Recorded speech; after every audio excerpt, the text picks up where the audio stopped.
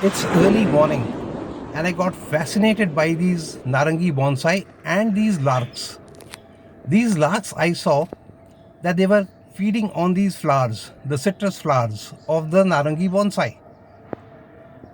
And a point also reckoned that these larks only feed themselves only in the morning and not in the afternoon, not in the evening.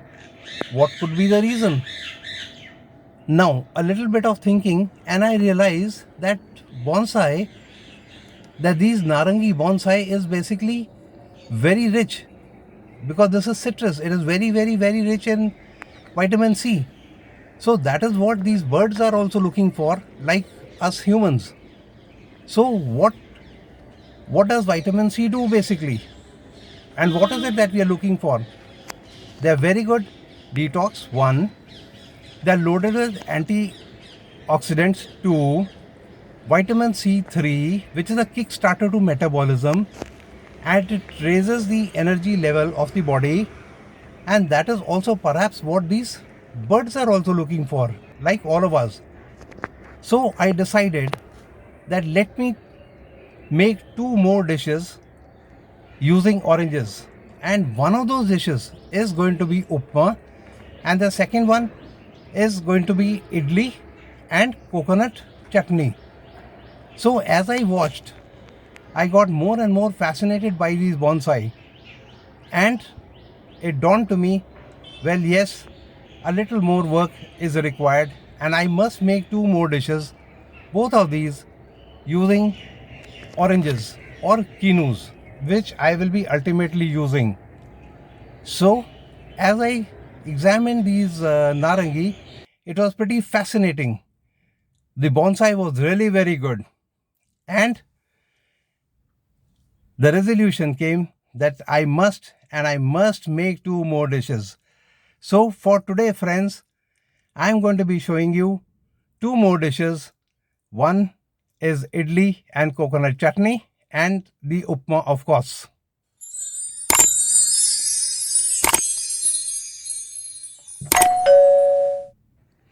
Now for the upma, we are going to take 200 ml plus 200 ml, that is 400 ml of fresh juice, kinu juice, that is from my gardens, of course. Along with that, I'm going to be taking green peas, about 100 grams, and I'm going to be taking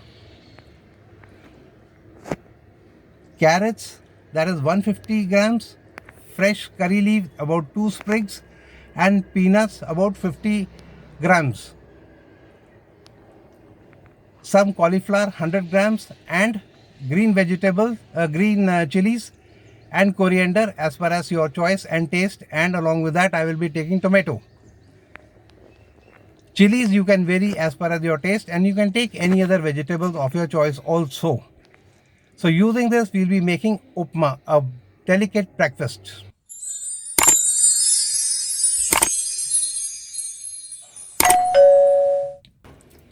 So for the upma, let's light the fire, and on comes our skillet or the kadai or the fry pan, whichever you may use. And once it is heated up, we'll add semolina, that is 100 grams, and this semolina we will be roasting, and we will stir till the time that nutty smell does not come, the nutty fragrance does not start to come, and semolina turns golden brown and well roasted. So till the time we stir, and stirring is important because it must not stick to the bottom of the skillet. Once done, look, this is how the color will change. It will become golden brown, and we'll remove it and set it aside. Now for the vegetables, let's set this aside and again light the fires. We take the pan, and now let's prepare the orange juice. We'll pour the orange juice into the pan because I'm going to cook this. I'm not going to use this raw. So 200 ml has been poured into this pan and a little bit of jaggery, 1 tablespoon. I'm going to add. Along with that, any natural salt. I'm using pink salt. That is again according to your taste. Add, and a little bit of cinnamon, that is half teaspoon. Once the cinnamon has been added, jaggery has been added, the salt has been added, we'll allow it to cook. But before we do that, we'll stir it so that all of them mix well. And I'm going to keep stirring till the time the juice is cooked. Stir slowly but vigorously, and remove and set aside when it is hot, but it is not as yet done. Remember that. Now on comes the skillet once again, and I'm going to pour 30 plus 30 ml of fresh cold pressed Kachi Ghani mustard oil. That is what I'm going to use. You can use any oil of your choice, and this oil is being homemade. Now mustard oil, as I always tell you, allow the smoking point to come and then add the mustard seeds. Once the smoking point has been achieved and the oil is hot, bring the fire down by 1/4, and the chef's music, the chef's DJ starts. That is the sound that I love to hear. Now let's add the carrots. We'll start to process the vegetables now. We add the carrots and let's add the cauliflower. Stir a little so that the vegetables do not stick and the vegetables get coated with oil. Now add the peas and stir again. Now once we have stirred, allow the oil to coat the vegetables one, and the vegetables must not stick to the skillet. So stir. Now again stir at regular intervals, otherwise the vegetables can get stuck. And remember, do not cover the skillet. As I always tell you, if you wish to keep your vegetables a little crunchy, never cover the skillet. Now let's add the green chilies and the tomatoes, and once done, we'll stir again. Again, the reason is the same, so that the vegetable must get coated with mustard oil. And now let's add the curry leaves, and the vegetables must not stick to the skillet, otherwise they will get burnt, and that burnt taste is not very good. None of us like it, I'm sure. You also don't like it, I'm very sure. So I'm going to keep my vegetables a little crunchy.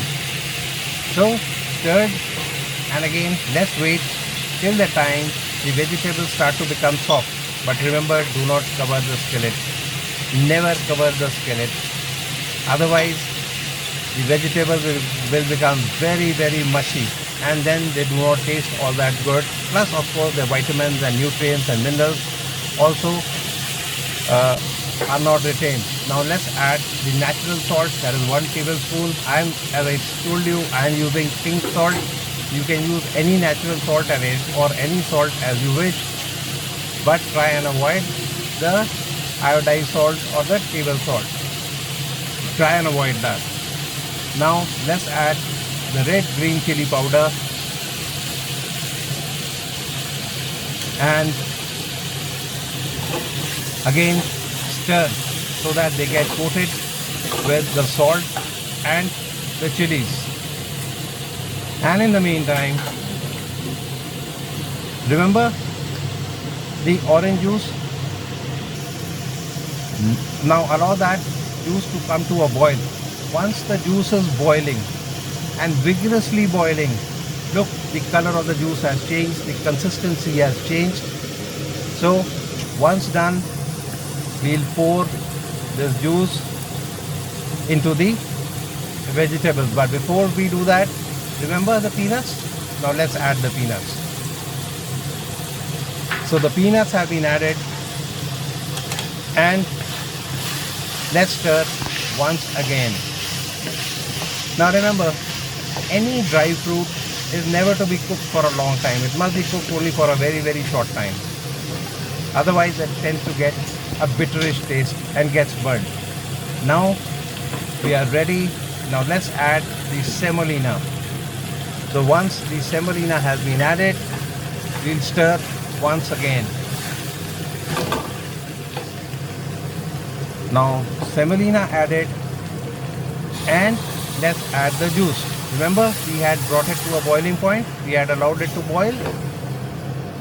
So there we are. And this is a tip again, never add cold water or cold juice or anything cold to your vegetables, because otherwise the temperature will fall, and we will not allow that. So if the temperature falls, that means it is going to require more time to cook. So we'll stir and mix the vegetables in the juice, and once done, look, beautifully the color is changing, and slowly the juice is going to get absorbed by the semolina, and our upma is going to get thicker and thicker and thicker. Look at the beautiful color. Imagine the taste of this. It's so tempting, it's beautiful, but it's not done as yet. So we'll wait and allow the juice to get absorbed, the upma to get thicker. Look, now it has started to getting thick. There we are. It's getting thicker and thicker and thicker now. But wait, it is still not done. Let it boil.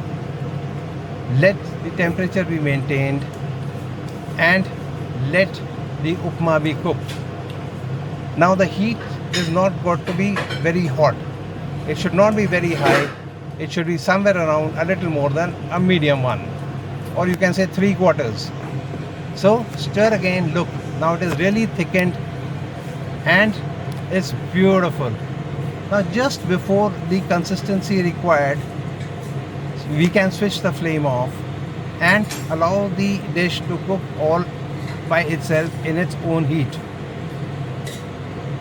Now let's add the fresh coriander, because upma is almost done. Coriander added. Let's give it a little stir, and once we have stirred this, look, it has really become thickened. But wait, let's stir again. Let's stir. We keep stirring, because I want the coriander also to get cooked. I don't want it to be rawish. So stirred.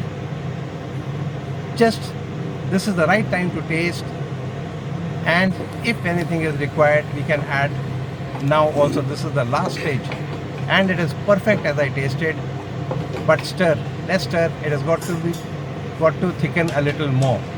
I want it a little thicker in consistency, and once done, stir so that the upma does not stick to the skillet. Our healthy upma is now ready. Our organic healthy upma is ready. It's time to switch the flames off and allow the upma to cook in its own heat. And now let's pour. It's time to serve. So let's pour the upma into a bowl, and we are almost done. It's ready to be enjoyed. It's ready to be served. It's ready to be enjoyed. Our healthy organic upma is totally ready. Serve hot, enjoy with all your nears, dears, known, unknowns, and all your enemies and foes too. Remember, this is important. Your enemies and foes must also taste. And as I always say, to live healthy, cook healthy, eat healthy, and live healthy.